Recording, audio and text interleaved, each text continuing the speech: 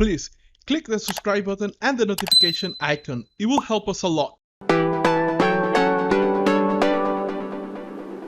Hi, this is Rodrigo from Frame Freak Studio, and this is the Creative Hustler Show.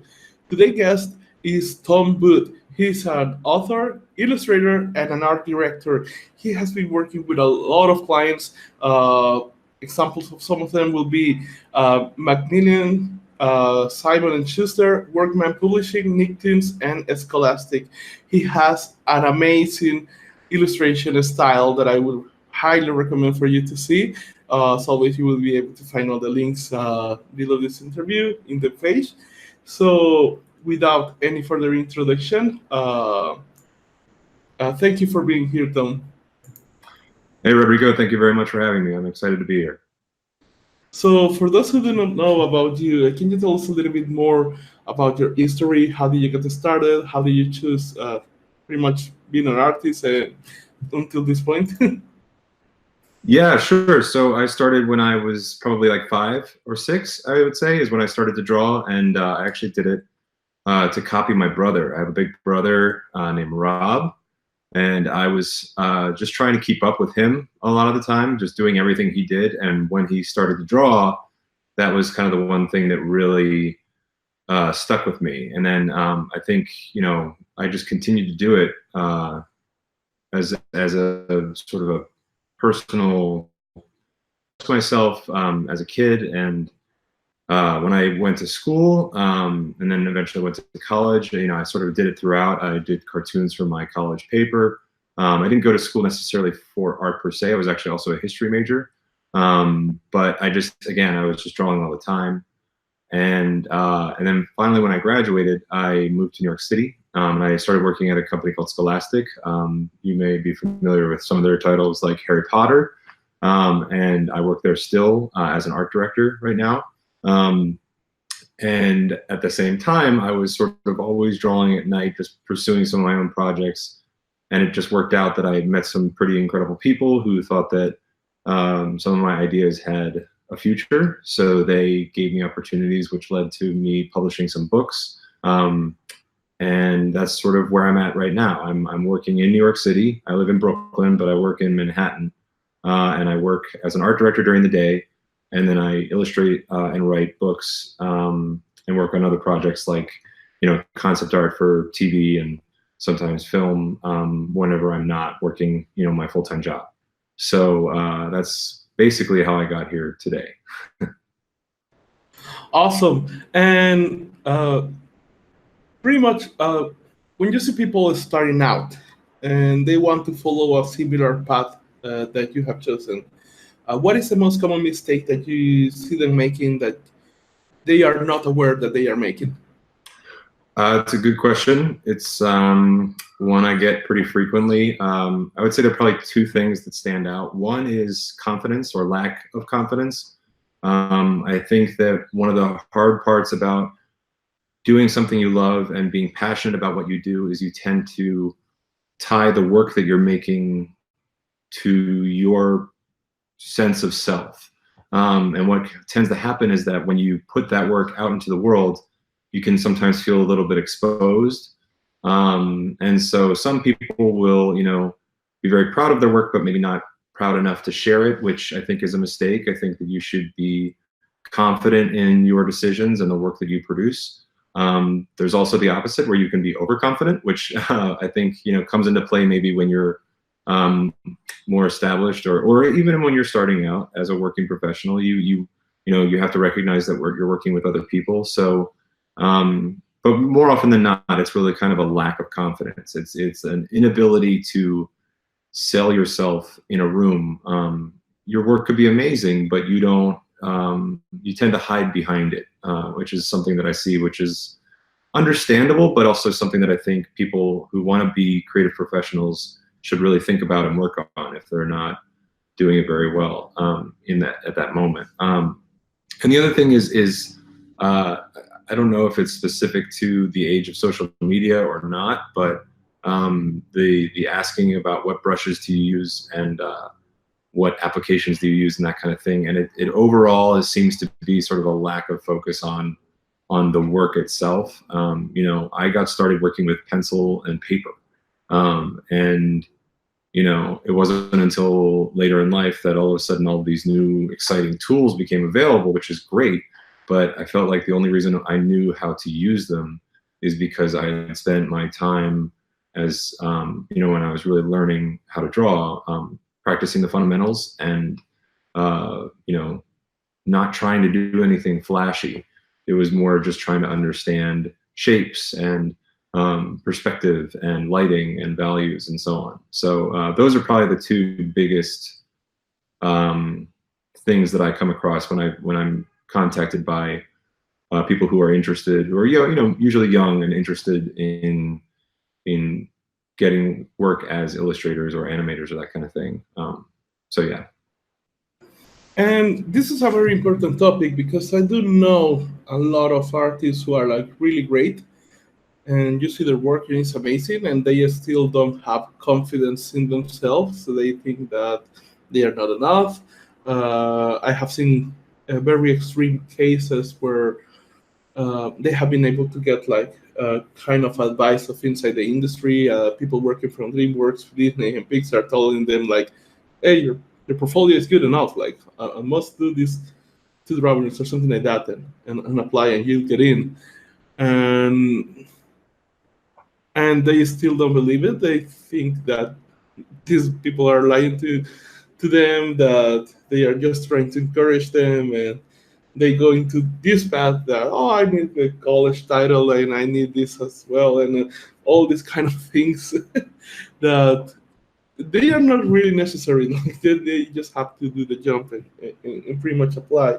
And also the confidence kind of plays a game with plays a part when you're doing the interview of getting hired or trying to sell your product. Like if you're not confident about your product or about yourself, like the other people are not going to be very confident about them either. So have you ever had cases where people come to you for advice, you see their work is good enough, um, and they still kind of don't think that they are not? And if so, how have you dealt with them?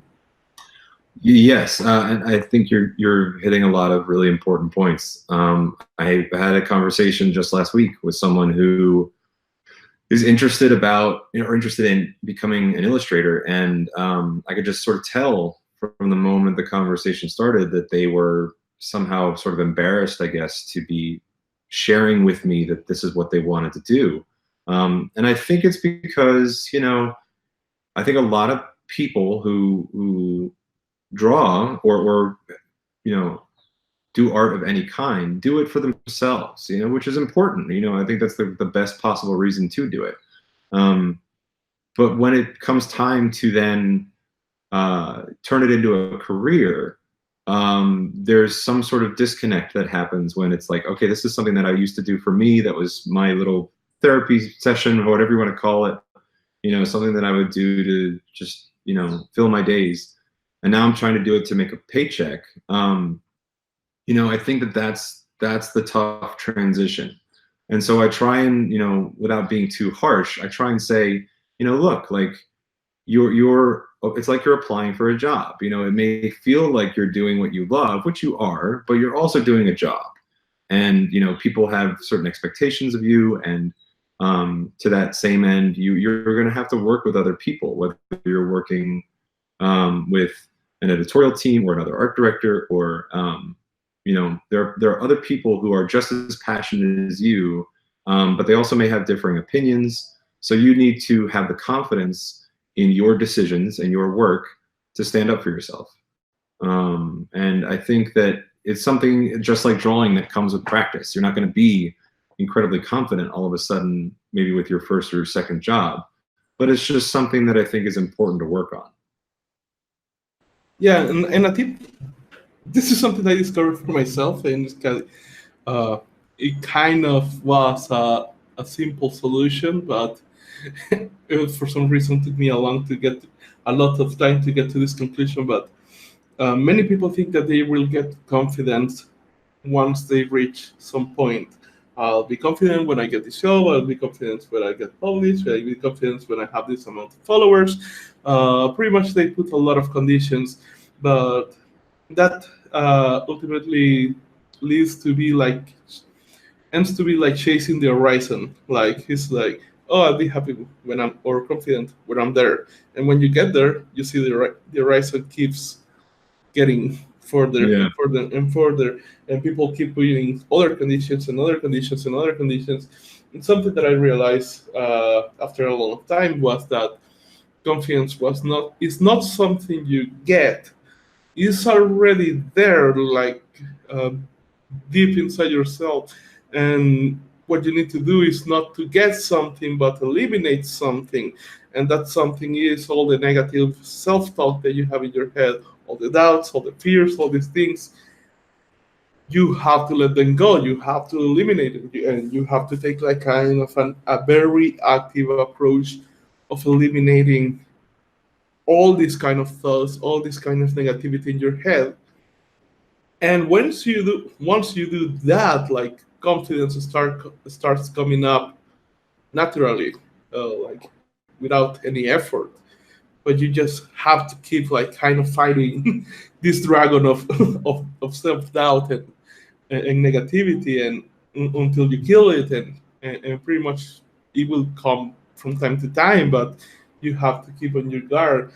But it is something that I see most people will not getting. That is not something that you get. It's something that you have to eliminate from yourself. And even though it takes a bit of time, like it's way easier than trying to keep chasing and chasing and chasing. Yeah, and I think let me. I don't want to suggest also that I have like a ton of confidence. I mean, hopefully it appears that way because I want it to, but I was. But it's good enough. Yeah. But like, yeah, it's like I was not born with confidence. I'm not a naturally confident person, and I think I realized that one of the tricks to help you stay confident when you need to be is to just focus on your work. Don't focus on yourself. If you're in a situation where you're presenting yourself to someone else and you're probably focusing too much attention on you, you have to remember that the reason why these people probably want to work with you is because they're interested in the work that you do. They're also interested in you, but you don't have to be, a perfectly confident person to get the job. It's really more about the work, and it's really just more important to just be able to communicate that and to be confident in the work because they want to know that you believe in it. And that's actually the hardest part probably when you think about it from the perspective of the creator, the illustrator in this case, let's say, is there are times when you'll walk into a meeting and maybe you're not confident in your work, and that's going to happen. You can't be pleased with what you're bringing to the table every time. Chances are you probably won't be most of the time, but you have to believe that you are a professional and you have an opinion and it's valuable, and the more you can practice that, the stronger you and your work will become, and the more relationships you can build with incredible people who are going to want to see you grow and want to see the projects that you're working on together be the best that they can be. And it's sort of all tied together in that way. Yeah, definitely. And something that you just mentioned before, a couple of moments ago, was the distinction of, yeah, like you're going to be doing what you love, but it is also a job. And something that I see, and recently I've been getting this understanding that is because many artists start like doing art since they are kids. Uh, they get like there is a connection that is made inside the brain that you're doing what you love, you're doing what you love, you're doing what you love until you get to the point where it has to be a work, and then you have to do what is best for the project or what is best to follow the artistic direction of the creative director or the director of the sales or the creator of the project. And when you get to work, you are not only on yourself, but usually you get inside of a team, and your work has to be able to facilitate the team to do to work better. And this distinction is kind of hard to make because there are a lot of people who, and I think that is, well, the reason for this podcast and also for the other summit that we are doing is that we are trying to bridge this gap between the professional part and the art part, because I see many people who want to live as an artist, but all their strategies, well, most of the time there is no strategy, and there is also this sense that they are still acting as if they were treating art as a hobby instead of a profession.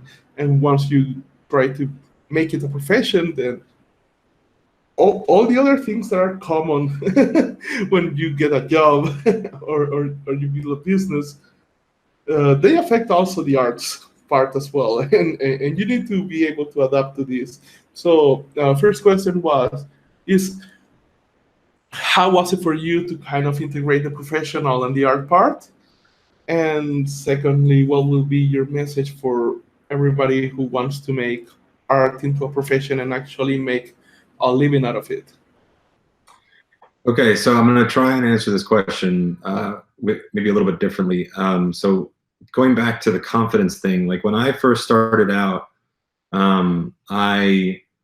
and even now to a certain degree, like I lack confidence. I lack confidence in the work that I do. I look at the work of other people on Instagram who I follow and who I look up to, and I'm just blown away constantly. And I just tend to think about, how many other working professionals there are out there, and is there space for me? And all of these thoughts go through my head. They used to go through my head a lot more when I was younger, and now not so much. But what I'm getting at is that, I started out in a place where I was maybe not as confident as I should have been. And so it actually made me, I think, easier to work with because I was so agreeable. I would just, if I were to illustrate something and someone were to say, well, I don't like that, I'd be like, well, of course not, it's terrible, and I would just be like, well, what do you want me to do? Just like, I'm here to help, I'm here to please, and that kind of thing. And I think, it worked, but not really. I think it was working, but in reality, what was happening is that I was not being confident in the work, like I said before, and confident in what I could bring to the table and my own ideas and that kind of thing. And so I guess, what you're getting at, which is this transition, this, going from drawing or painting or really doing anything, I guess, visual as a hobby, and then taking it to a job.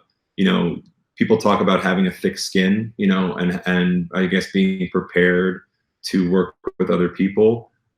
It's going to happen when you walk in a room and someone points at something that you may feel very confident in and say, that's just not going to work for us, and we need you to do it again. And you're going to then have to, you're going to enter this space basically where it's like, okay, maybe I disagree with them, but this is a job and I have to make sure that I'm pleasing my client. So maybe there's a middle ground somewhere that I can tweak my idea, tweak the work that I've done. That way we both are happy.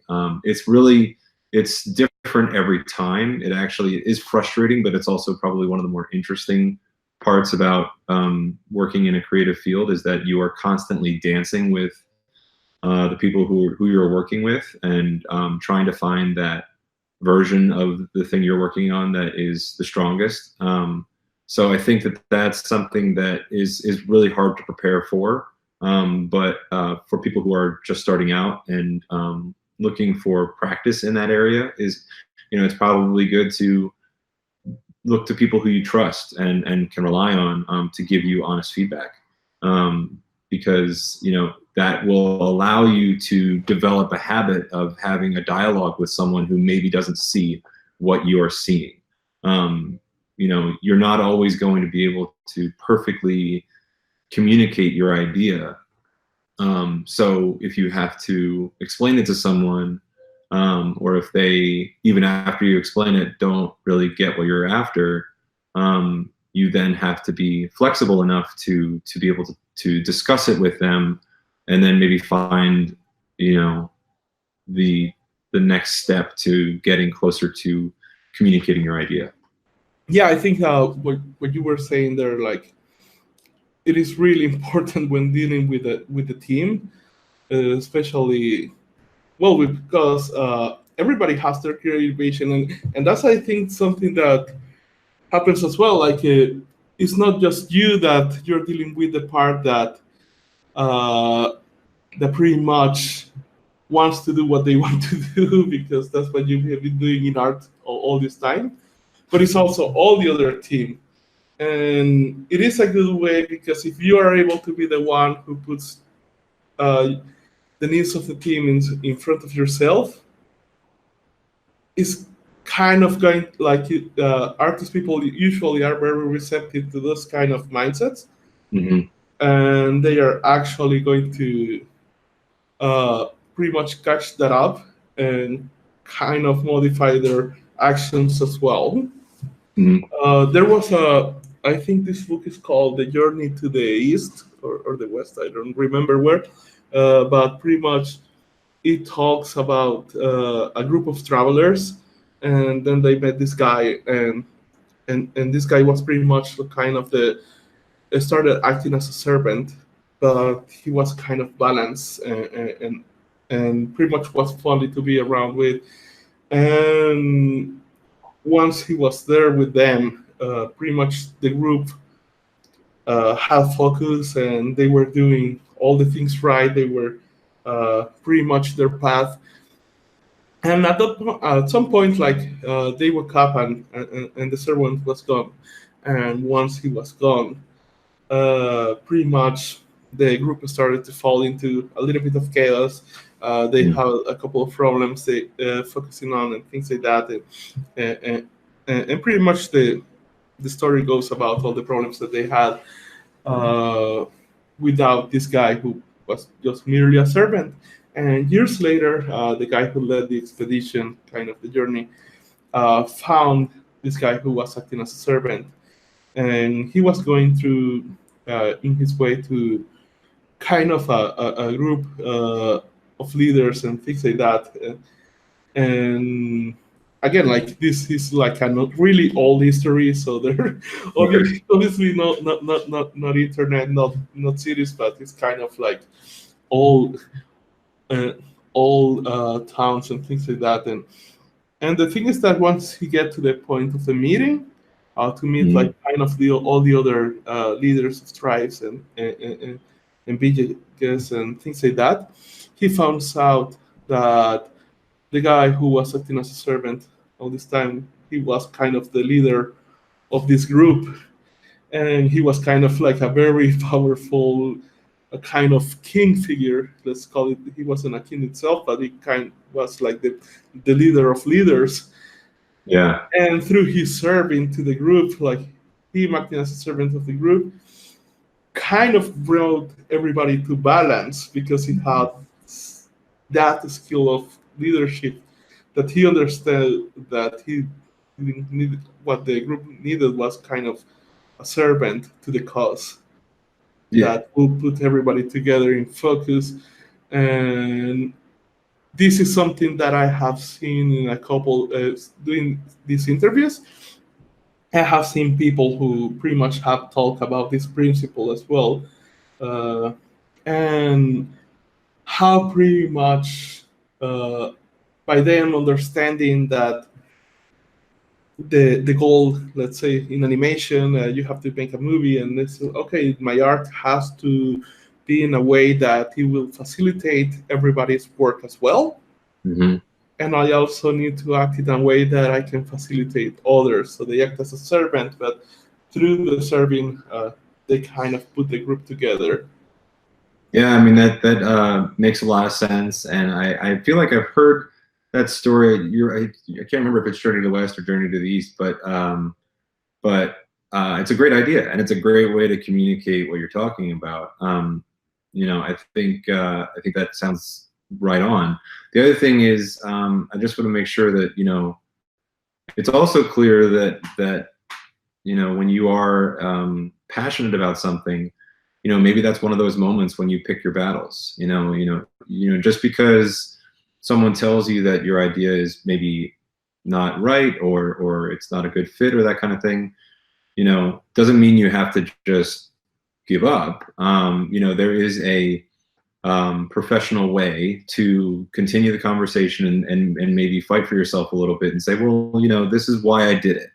So I think rather than take it personally and maybe lash out and say, well, you're wrong, that's not going to help anybody.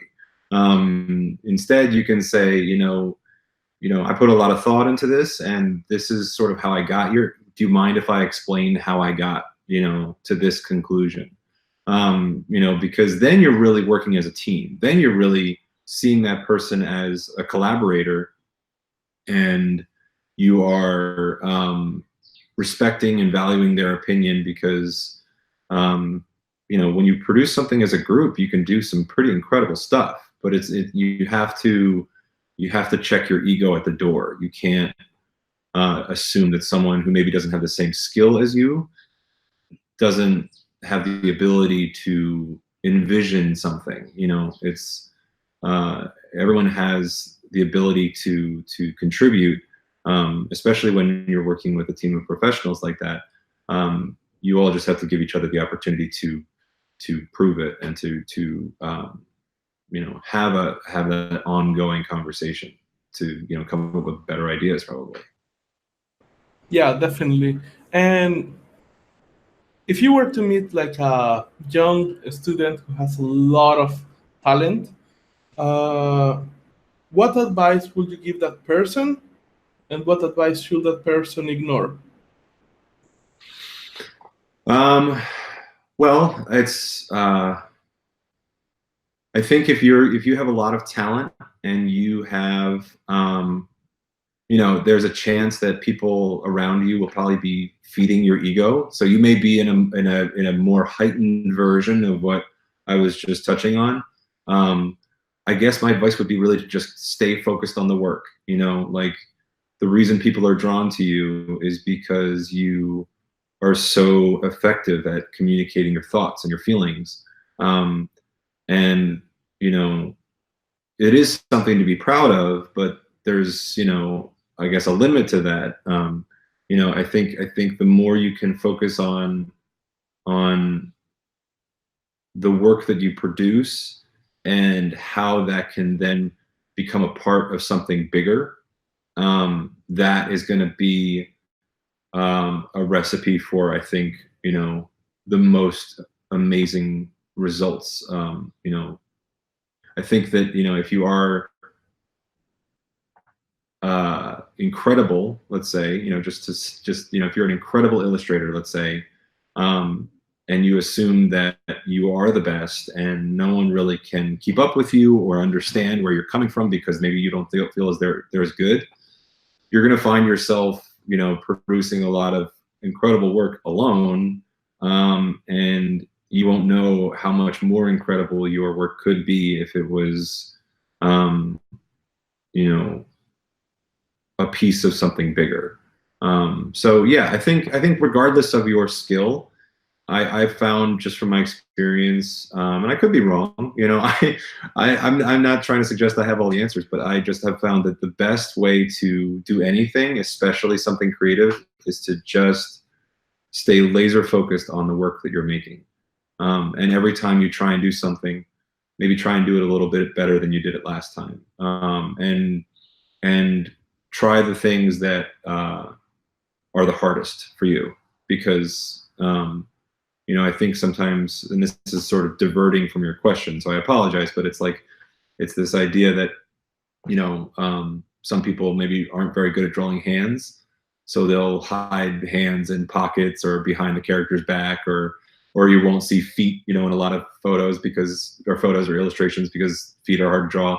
Like, you can see the lack of confidence, and the sooner that any one of us can tackle the thing that I guess scares us the most in whatever we're creating, the sooner we can gain some kind of control over it, and then that will make the rest of the work that we're doing better. So I went off on a weird tangent there, but I thought it was valuable. So yeah, it's good. And but also this thing is like, I see people, and this is something weird to explain to people who are not maybe have a basics on psychology and things like that, but there is a way when you want to do anything. There is a smart way. There is a simple way, where, like for example, in your example of drawing hands, okay, I have seen many artists going through the hard part of kind of watching their own hands or and trying to make it up from the head when there is a huge amount of books about that subject and that can teach you tricks to kind of get it right. And they even use geometry and things like that. And I think even there is this guy Andrew Loomis who pretty much had like 6 books on illustration, and one of the books I think is just about hands and feet, and he puts like all the geometry, cylinders and cubes, and he kind of teaches you to think this in a 3D way and how to put it into pencil and paper and all that. And if you study that and if you try to emulate and draw the exercises that are in the books, you are going to learn it faster than, because the books are made especially for you to learn it faster than if you are trying to figure it out on yourself. And I see this in a lot of artists as well who like kind of don't have this kind of cold thinking of trying to think of a strategy to learn something fast. I really like the philosophy of look, things are hard enough as they are. Let's not make them harder. But I see a Right. lot of people who do not only make things harder, but some of them even enjoy to make things way harder than they should be. Like Yeah. it's just have to grab. If you have something in front of you, you just have to grab it. And there is people who want to go like all the other way around to kind of do it. And so yeah, I think it is important to make the point that there are easier ways to do whatever you want to do. Yeah, I mean, it sounds cliche, but it's that whole concept of like believe in yourself and you can do it. Like you really just have to, as soon as that voice in your head says, well, I'm not very good at drawing hands, you just say, shut up, like, stop that train of thought right there. And if you have to, go get a book on anatomy, go online, look at your own hands, look at whatever it is that's holding you back, and just focus on it. And you'll be amazed. You can figure it out. The other thing to keep in mind is if you want to be a working professional, there might come a day where you'll get an email from a client that says, I love your work, I love your style, I want to work with you, I want to give you this much money.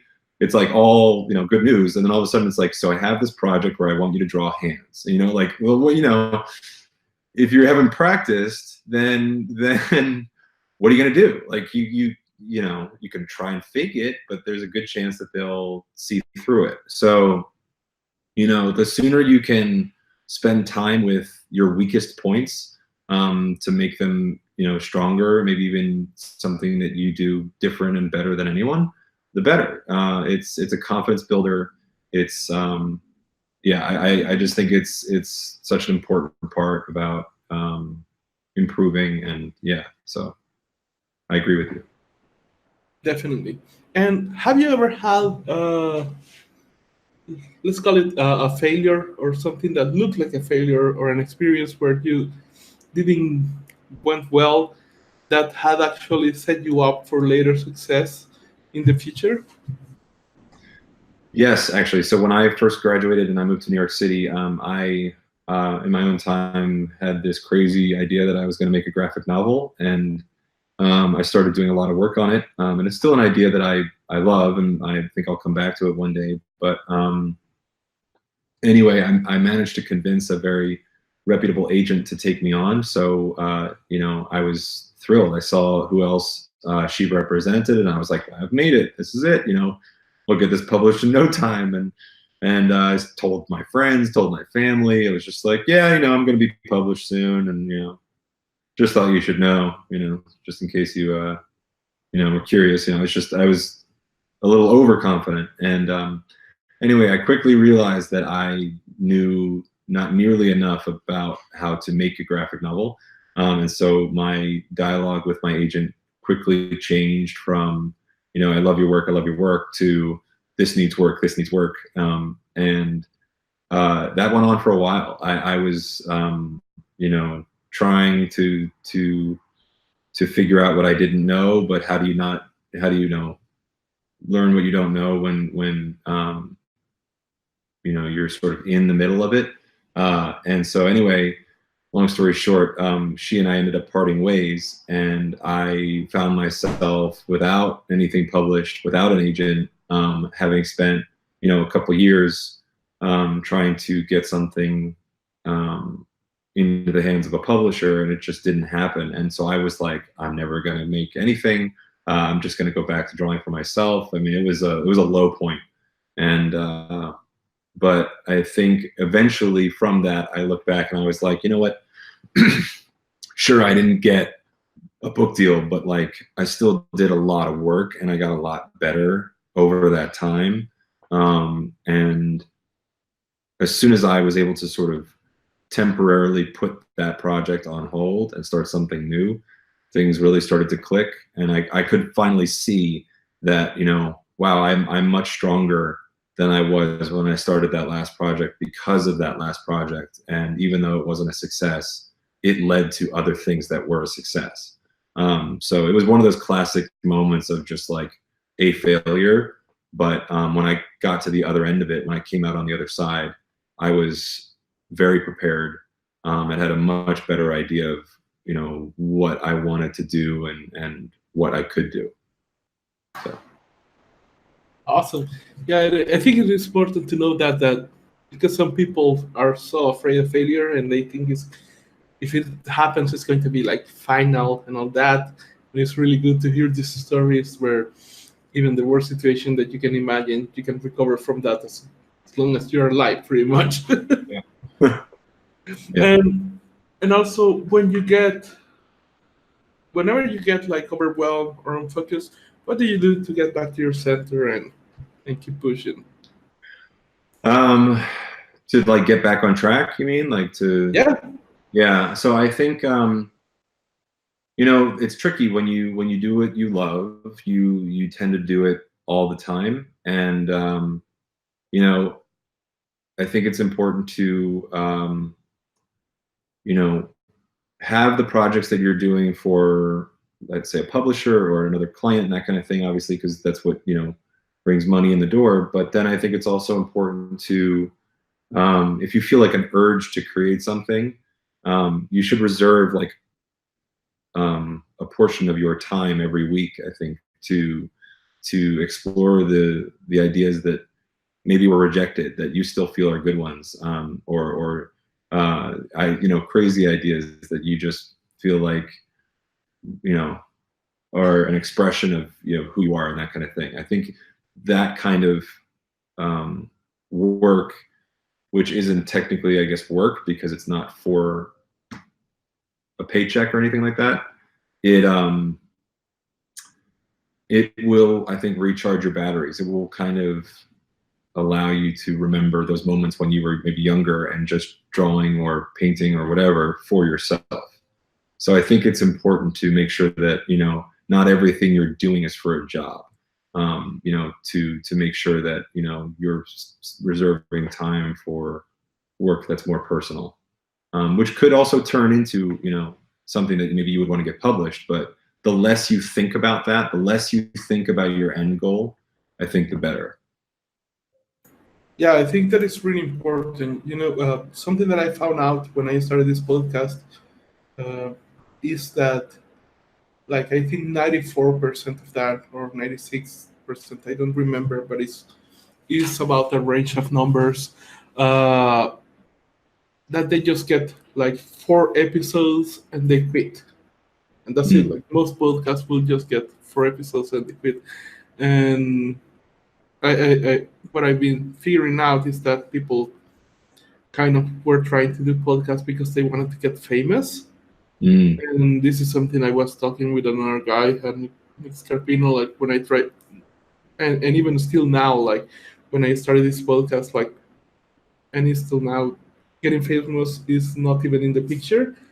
It's Yeah. just learning. Like I did the podcast because I well, I'm from a third world country, El Salvador. If you see the news, you see that it's not that bad, a great place, and when it comes to art, it's even less of a great place. So uh, this was for me my college. This was for me my higher education to get talk to people like you and get to know their experiences and see what works, what doesn't, and my goal with the podcast has always been like learning and Yeah. still is, and pretty much uh, through that what I thought like, well, like if we can learn from this, then why not put it for free for anybody else who wants to learn from this as well. So I just put it out there, but it's again like building an audience, things like that, like it's never been in my mind when it comes to this. So that's what I think is the reason why I've been able to take it farther than most people. And now I also try to keep things simple, like pretty much we have a setup. I see it. I Yeah. even have the triple to put the camera on, so I don't even have to think about it. Yeah. But but yeah, I think that what you say is true. Like it is important to have an area of your life where there is a bigger mission that other than getting paid or being famous and things like that.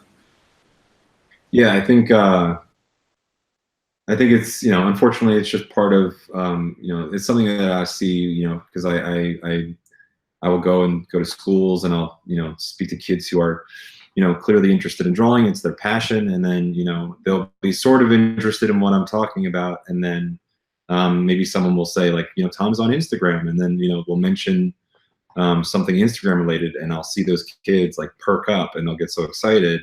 And I'm just like, oh, that's so frustrating. It's like, I was, I really wish that they would stay more focused on, what they have in their sketchbook and how many sketchbooks they have and that kind of thing. So, I mean, unfortunately, that's not something you can really control, but it's just something that you can try and encourage, or discourage people from becoming obsessed with, is that idea of like fame, whatever form it takes.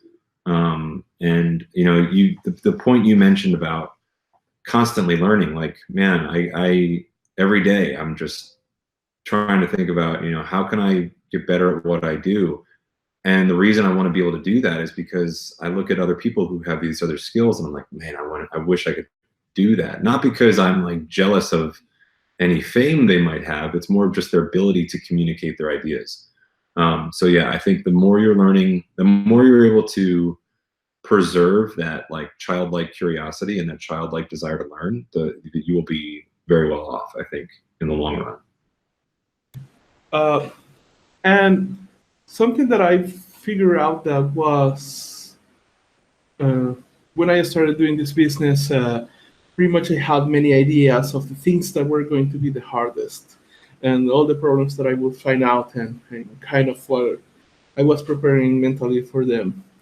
And what I figured out was that these problems that I had in my mind, most of the time they never came through, and when they did, they were not as hard as I thought uh, that they will be. And the hardest part were pretty much the problems that I never even thought about, the things that came up and I never even expected. So pretty much on the spirit of trying to find out the things that we don't know. What was something that you didn't expect it at all when you started your career that became true and it's really important to know? Um, I think it's so. When I first started illustrating books and writing picture books, it was just it was more work than I was used to doing, and also it was more than anything. I think it was so hard to simplify my ideas down to the simplest version of something to fit into a picture book. And that's one of the misconceptions I think about picture books, is that they're so short and they're so simple, like they must be so easy to make, and it's like, well, no, not really. So it was this idea that like you're almost like looking up at a mountain of something that you have to, the mountain to climb. And, you know, if you're at the bottom and you're looking at the whole thing, it is going to look impossible. But, you know, it's as simple as, you know, taking it one step at a time. And that started to really happen for me, where I started to take on projects where I was, you know, working as the illustrator. And, you know, I had my full-time job and I was doing these books at night. And it was just like, it was like a seemingly endless amount of work to do. And I was like, how am I going to get all of this done? But, you know, what I've eventually learned is that with like a little bit of forethought and planning, and less time spent worrying about how I would do it, you know, the next thing I knew, I was, you know, close to done. And, you know, the same goes for some projects that I'm pursuing now that are outside of my comfort zone and require different skills and all of these other variables that I've just never experienced before. And the more time I spend focusing on what I don't know, that's all time wasted. You know, it's the sooner I can just basically tell myself like, yeah, sure, you don't know it now, or maybe, yeah, you tried and it was really bad, but, you know, move forward. You know, that's that part. It's that doubt that tends to like leak into what you're working on. That is natural. It's part of the process. I think it's, you know, not something you can totally get rid of, but it's something that you can become more comfortable with and control. So, you know, I think, and it also comes with practice. It comes with you know, experience. The more you've run into that little demon of doubt, you know, the more you're more familiar are with it, and the more you can sort of tell it to be quiet and just focus on what you have to do. Because, you know, the more time you spend on doing, the more, you know, work you'll produce, and from that work, the sooner you'll find the best version of the thing that you're trying to create. Nice. And this is going to be kind of a hard question, but let's say you wake up tomorrow and you wake up in a different dimension and nobody knows about you. Like pretty much you have lost all your network, but you have your knowledge, your skills, all your experience, you have all your tools of creation, your house, uh, and you have $500 in your pocket. What do you do to get back to this position, professionally speaking, as soon as possible? Okay. I think I would kind of just do what I've been trying to do very recently, which is produce work that I know is honest. It's a weird thing that happens, and I've experienced it, I think, the most on Instagram, which is that the more honest you are about the work you're producing, the more people can see it and the more they can resonate with it and connect with it. And so I think I wish that I'd figured that out sooner. It's not easy to do by any means, to put like a piece of yourself on a page, but you know, I think there's something about you know, visual media of any kind, you know, when, you know, if it's a film or if it's a cartoon or anything, it's like, if it's coming from a honest place and like a real experience that the author is sharing, I think that people can connect with that, and that tends to be the thing that people want to share. So I guess, you know, if I had to essentially start over, which I think is what you're suggesting, then I would, you know, use the experience of being like, I was in another dimension and I had all these things, and now I'm here and I'm lost. You know, the feeling of being lost. What does that feel like? You know, what are the multiple feelings that I'm feeling, and how are they interacting with each other? Like, you know, there's a sort of autobiographical quality to good work, I think. Not all good, you know, great work, but just, you know, it's I think a common thread. And I think it's very encouraging with, you know, how impersonal the social media space can be, to see work that does feel personal, connect with other people, and take on kind of a life of its own. I think it's sort of hope that, you know, good art is art that people can relate to a certain degree. So I hope that answers your question. I don't know if I did. Yeah. And is there an advice or something that you think that is a topic that is important, that is not being talked about enough in the industry, and that we haven't talked yet into this interview, that you would like to give? I think, yeah, this big problem that I have is that there are these alternate dimensions that people are getting sucked into, and no one knows where they're going. No, I'm kidding. It's a topic that people, I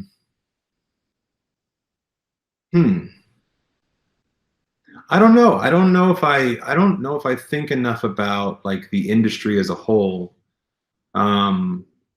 to feel confident in my opinion about you know, things that maybe bother me, because I feel like maybe they're just specific to me. I tend to just kind of try and focus on myself. I mean, I guess, yeah, like the social media obsession. I certainly was, you know, more wrapped up in it than I am now. I think it's, you know, as long as I'm using it, I'm wrapped up in it. But one thing that really became a problem for me, and I'm assuming it's also a problem for other people, is, and maybe it's, you know, to that end, it's maybe very widespread, is this idea that, you know, you have to cater your work to social media. You know, you should create compositions that fit in the dimensions of the Instagram post. You know, or you should, you know, include these elements in your work to make sure that, you know, they're touching on the most popular trends of what's hot in social media right now. I think it's that idea of chasing trends, which I think leads to, you know, some somewhat shallow work.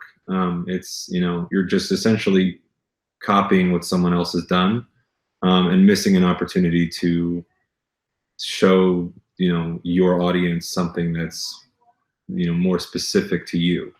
I don't know if that makes sense, but I just think that I see a lot of people following the work of other people and not taking the time to think about, well, what do I want to do? What's my story? So I think that that's just a consequence of social media. Unfortunately, I think it has a drug-like quality to it. It's addicting, you know. And I think that I don't know how to fix it. So, you know, I don't have any answers on that, but I do think that it's, you know, a problem.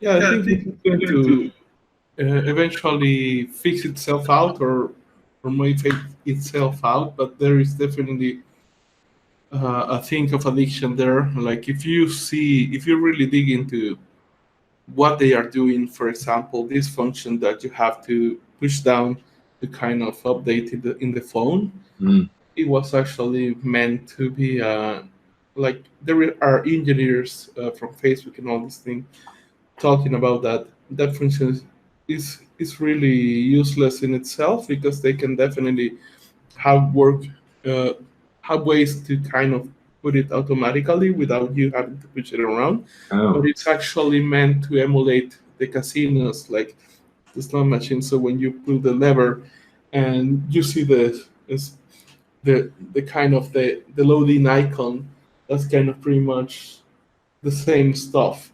And they are doing it because if they do it that way, it's not even taking that time to load. They already have things loaded, but they are doing it that way because they want to increase your expectations about what are you going to get. Are you going to get like a pretty picture? Are you going to get like an amazing video or something else? And if you see how they are engineering these kind of things, it's kind of scary. And this kind social media is like a double-edged sword. Like if you really use them wisely, it can improve a lot your career. But if you don't, pretty much you can get addicted and get a lot less done. And right now I'm happy because I think that finally internet has gotten to a point where, at least in my business model, I can finally let go of social media. There was a moment where it was really needed, but right now I'm just using Facebook and Instagram, and I'm just setting up things so I will get off both of them and can focus only on sales process. But not everybody has the same luck. Some of them will have to use it because of the nature of their work, and I think it's really important to let them know that there are people paying billions of dollars to engineers who pretty much have created the casinos in Las Vegas and things like that, and they are studying really, really, really good to the very last detail what gets your attention, how to get you addicted to this, and pretty much keep you there. I mean, it's evil. I mean, it makes sense. It's just scary. You use the word scary. Scary is right. You know, I could go on and on about what scares me about, you know, social media and the internet and all that kind of stuff. But I think specific to the purpose of this interview, you know, if I had to be a kid right now, if I was someone who wanted to be an illustrator and I had access to something like Instagram, and I had constant access to the work of people who have been doing it for years and are therefore, you know, if I'm the kid in this scenario, much better than me and like so far ahead of where I'm at, that would probably discourage me to a degree, you know, because it's like, well, I'll never be as good as that person. I was like, well, the only reason that person is good is because they've had the opportunity and the time to develop their skills. You know, I mean, when I was a kid, I was just completely wrapped up in like Calvin and Hobbes, and I was able to just enjoy like, you know, I guess finished products. But I think with social media, you have a more intimate connection with the creator, and so you're able to see how easy they can make it look sometimes. And I feel like that, you know, if I was a kid and I was trying to become a creative professional, I feel like, you know, just speaking for myself, I feel like that would actually discourage me quite a bit. So, you know, that actually could be one of the big problems that I should have mentioned is, you know, how great it is with social media to be able to access the work and the behind the scenes of people who you look up to. But at the same time, like, what effect does that have on your own confidence and your own confidence in your work? Yeah, definitely. On a note, to finish the topic of social media, you should find out and you will see that all the people who have created all these kind of things, technology, like Mark Zuckerberg, Bill Gates, all these guys, do not allow their kids to have phones, tablets, social media in itself. So it says a lot when the people who have created these things are not allowing their kids to have any access to them. So yeah, have that into consideration. That should be more widely shared. That's a very interesting point. Yeah. Yeah, definitely. If people want to find you online, where would be the best place to do so? So the best place is Instagram. I love how we were just talking about how there's this horrible, you know, digital demon that is Instagram. But that actually is where I have the most of my most up-to-date work.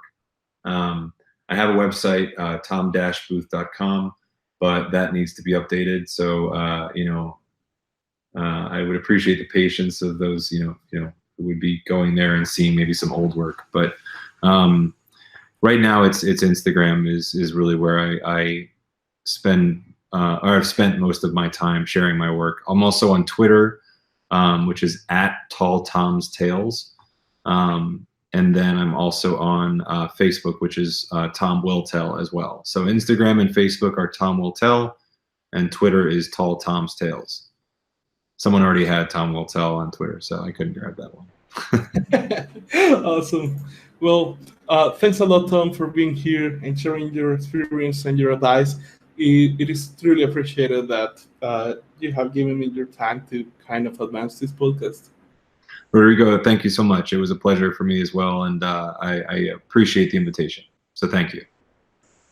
So if you have liked this episode, please click the like button below.